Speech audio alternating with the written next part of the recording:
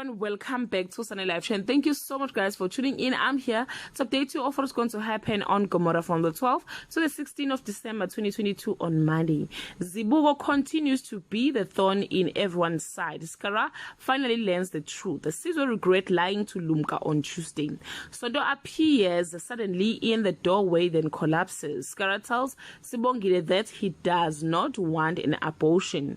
The kids toy against Nkosinati on Wednesday. Sonto has lost the fight in her angering Stompy. Teddy reveals Sbongile's secret by mistake. Sizwe is anxious about taking the next step with Lumka on Thursday. Zibuko is determined to fight till the end. Sbongile makes a very dangerous decision concerning the life growing in her belly. Sizwe finds himself lying to Lumka about where he lays his hand at night on Friday. There is a new queen and king in town, and they are on a mission to take over.